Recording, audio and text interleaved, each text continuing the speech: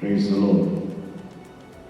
If I may continue from last week's message, locked down but not locked out. Book of Judges, chapter 16, verse 19. Then she allowed him to sleep on her knees and called for a man and had him shave off the 7 locks of his head. Then she began to torment him, and his strength left him. And she said, "The Philistines are upon you, Samson." So he awoke from his sleep and said, "I will go out as before, at other times, and shake myself free." But he did not know that the Lord had departed from him. This is an account of Samson as he lay on the knees of Delilah. Don't take a nap on the devil's lap. And Delilah had an acquaintance now with the source of Samson's strength, which was the 7 locks on his head. And whilst Samson slept on the knees of Delilah, she began to cut down those locks. Samson was in lockdown. When I was a young man, my mother encouraged me to grow my hair. And in fact, I've started growing it back again. And I couldn't really figure out why she wanted me to do this. She did not give an explanation, but I assumed that there was some favor that was attached to it. As a young man, and I'd started in business at a young age, and I began to excel. And so I found a connection to that, and I always was submitted to that and kept my hair long. But there was a time when I was in a situation when I used to go to the United States and preach and in Orthodox churches, and so I was concerned that I may be rebuked for having long hair, and so I cut it off at that stage. But looking back, it was common among Nazarites to have long hair, and whenever we've seen paintings of Jesus Christ, images of Jesus Christ, he had longer. So to Samson, it was a special grace upon his life, a special power and strength that he possessed. And when exposed to the enemy, and the first principle I want to share with you is that the devil attacks one's strength. How often you find a person that has the strength of integrity is accused of lying. A person that is extremely honest is accused of stealing. And so we find that our strength often is attacked by the devil. There are certain principles that I want to emphasize. I shared the account of the aeroplane and the dream that the preacher had of this aeroplane that was soaring in the skies. It was a huge aeroplane, an Airbus, and it plunged to the ocean. And it did this on more than one occasion, on 3 occasions. And on the 3rd occasion, he noted something that the flight attendant had plugged in a shaver into one of those power units that immediately cut off that aeroplane from its power, and it nosedived into the ocean as a consequence. We've got to be very careful of what we are connected to, or what is connecting to us. Because oftentimes we can lose our power, we can lose our strength, we can lose our momentum as a consequence. And so we've got to be very careful about this important fact that whilst there is power in collaboration, but oftentimes there is disqualification through association. So we've got to be careful what we attach ourselves to. And Samson, in this instance, and attached himself to a Philistine woman called Delilah, and as a consequence, he lost his favor. Very important also to understand that there are certain things that we've got to be mindful of, particularly in this time. I had a senior pastor that asked me a question over the phone this morning. And he says, what is it that I should be telling my congregation at this point in time? And I said that it is very important that we are consistent with the scriptures in how we deal with crisis situations. We should never be fearful. We should never be anxious. And we should never be paranoid. Christ reminds us in a time of the account when the disciples went into the Sea of Galilee. And there was a storm that broke out, as I shared last week. And in the midst of that storm, in the midst of that crisis, this was a life-threatening situation, Christ slept. Your prayers of yesterday will keep you today. Oftentimes when a crisis shows up, we start to react to that. But there are certain things that we've got to keep, and we've got to keep consistently. Our prayers of yesterday will keep us today. Third principle is what you expose yourself to will determine your outcome. It is very important to understand that in such times that we've got to be hardened in our faith. We've got to be resolute in our faith.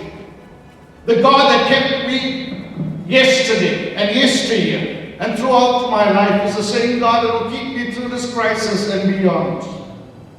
We should never be overcome by fear, including the fear of death.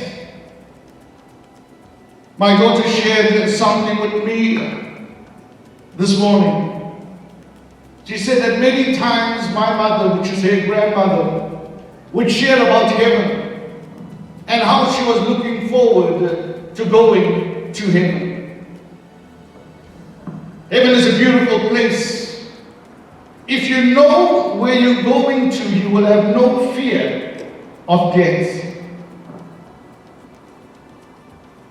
I'm reminded of the scripture that the Lord gave me. This was a time when I went before the Lord. And this was a time also just before the opening of the church that God had called me to, the Hosanna Church that I pastored. And the scripture was Revelation 3 verse 8. I had no acquaintance with the scripture. I did not know about it. And Revelation 2 and Revelation 3, the Spirit of God begins to speak to the churches. He began to speak to the churches about their strengths and about their weaknesses, the things that often disappointed the Spirit of the Lord. And this is a time of introspection, and when we look at us as a church, and we look at ourselves as ministers or as believers, it's a time that we have to take stock of certain things. And so when I turn to the scripture, it says in Revelation 3 verse 8, he says, I know your works. And I knew that God was speaking directly to me. He says, I know your works. See, I've set before you an open door that no man can shut. For you have little strength, and have kept my word, and have not denied my name. For most of my life, as long as I can remember, I had an affinity to the church. I loved the Lord even as an infant. I had this closeness. And I knew, and many knew, that there was a calling upon my life. And I lived my life accordingly. And throughout my life, I used every opportunity to serve. I was never one that wanted any kind of recognition from it. I did not want to be placed in any so-called position within the church structure, but I was always willing to serve. And so when God was speaking to me, He says, I know your works.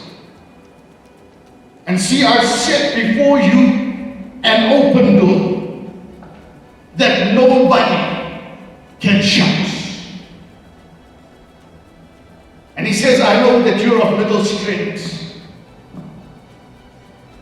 Sometimes we move by our charisma, by our education, by the accolades that come with it. And I was reminded shortly, in fact a week ago, when I received a video clip of one of the greatest theologians of the modern age, Ravi Zachariah. And he began to speak to men of God. And he says, I want to remind you, it's not because of your strength, it's not because of your charisma, it's not because of all your strengths and your giftings. He reminded us of Apostle Paul. And Paul said, I've got all of these accolades, I've got all of these giftings, I've got all of these credentials, I've got the prominence, but I count all of this but refuse. I will exchange it all so that I can follow after the life and ministry of Jesus Christ, to know of His knowledge and the excellence of His power. And so I'm mindful that throughout my life that I may be of little strength, but I can draw on one that has the ultimate strength, and I can be a follower of Jesus Christ. Church is not about growing an audience. It's about mobilizing believers for the work of the Lord.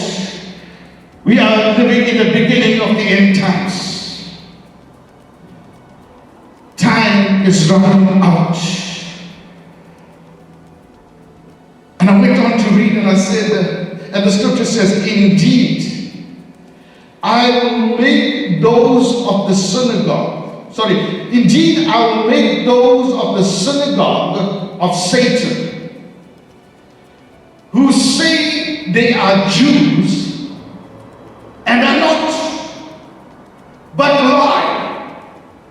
Indeed, I will make them come and worship before your feet, and to know that I have loved you.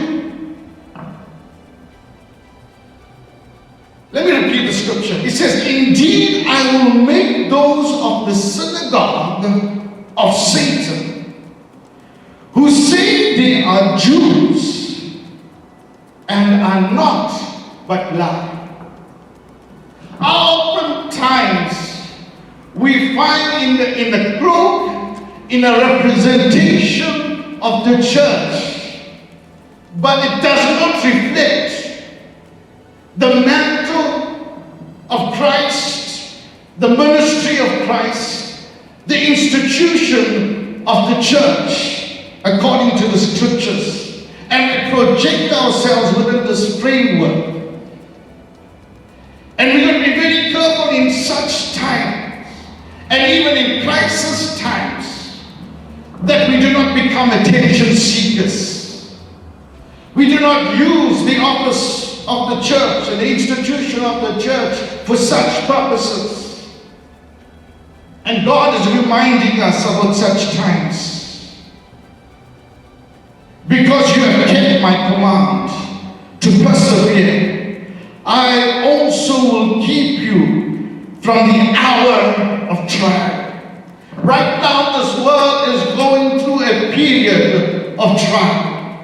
And God is saying, I will keep you from this trial. I will keep you in this trial, which shall come upon, listen very carefully, which shall come upon the whole world. Right now we have a situation that has come upon the entire world.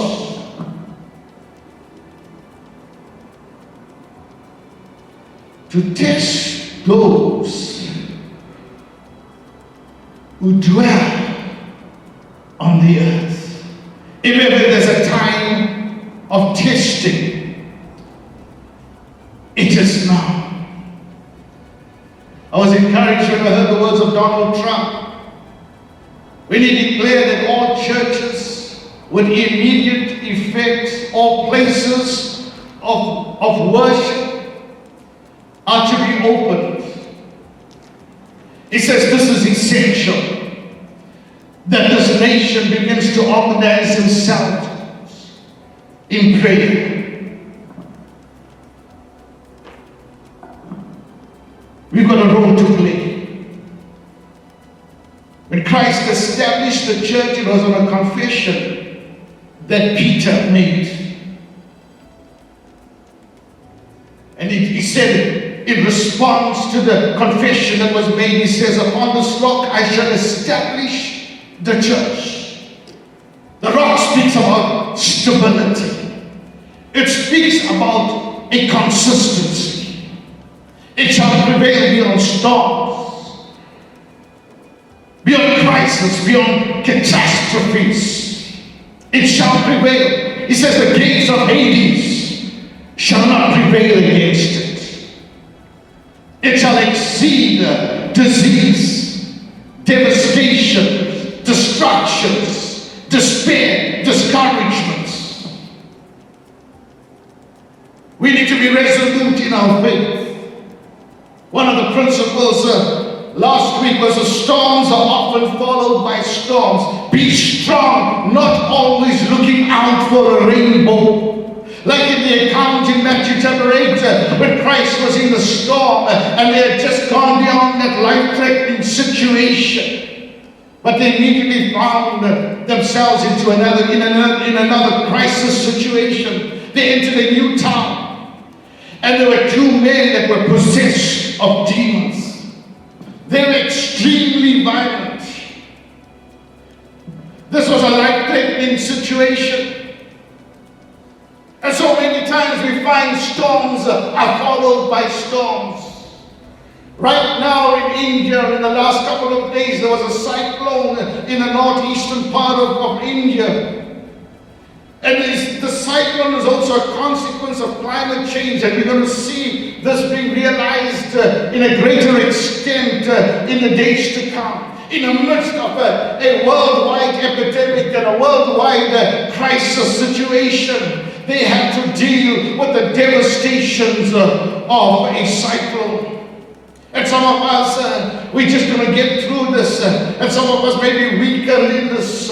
Like a Samson losing his power and losing his strength. But unless we're resolute in our faith like a Samson that has his hair begin to grow back on.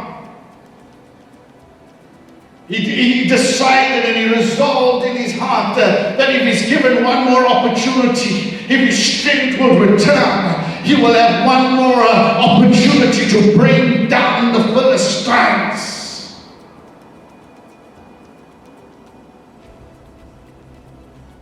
They cut down his hair locks. But you would think that was bad enough, having lost his strength and his power as a consequence. They went further. They blocked out his eyes. Storms are often followed by storms. We got to remain in prayer. We got to remain in faith. There's some strongholds that we've got to pull down. When we begin to pray, we're going to pray with a management system. We're going to know our territorial mandate. We're going to know our legal position. We're going to have due diligence because there is some strongholds that we're going to have to pull down. Spectacles, attention seeking does not work. They plucked out his eyes. If you think it's bad enough, he lost his power and his strength. He lost his sight. And then they tied up his hands and they tied up his feet and he lost his mobility as a consequence. He was handicapped by this crisis. But he was resolute in his faith that no matter what, one more time, I'm going to bring the devil down. As they led him into this arena, it was a spectacle. Some of the prominent people of the city gathered, some of the wealthiest people. There was much publicity.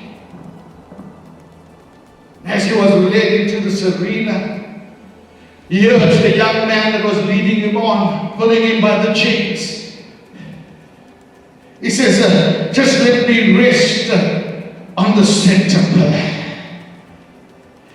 You see, a storm is going to bring you into a strategic position. Let me say it again. Your storm is going to bring you into a strategic position. And if not been for the storm, you would not have got to that place. Thank God for storms. Thank God for crisis. Thank God for catastrophes. And then as he lay against that central pillar, and he said, God, one more time. He did not look to his strength that was restored. He did not look to his power that was restored. But he looked unto God. Despite his failures of the past, he knew that if he connected to the will of God one more time, and this is a time for some of us that might have failed in the past, might be wandered away from our position that God wanted us to be in. But if we can return to God one more time and say, God, I am not going to be the person that I was before. As he began to lean upon that central pillar, the momentum of his strength and his power, propelled by the will of God, the entire arena came down, and Philistines that were present were crushed to their deaths. You shall prevail. You shall prevail in the midst of a crisis. You will get beyond this. Let us pray. Lord, we thank you. In a time, Lord, that you are reminding us, dear God, of certain things, dear God. And Lord, we are inspired by your word once again. We are inspired, dear God, that we are propelled by the will of God. We are engineered by the will of God. We are determined by the will of God. I pray over this nation. I pray over the nations of the world, that in such a time as this, when the entire world is on their knees, brought down, irrespective, regardless of the status quo of the past. But Lord, we look up to one that is the sovereign God of the universe, the creator of the cosmos. We stand in awe of you, like an Isaiah that even words could not do justice. With a realization in our hearts, with a confidence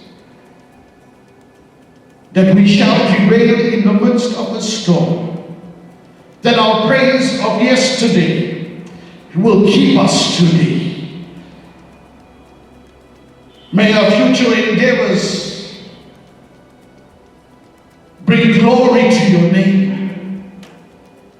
We pray this in the name of the Father, the Son Jesus Christ, and the Holy Spirit. Amen.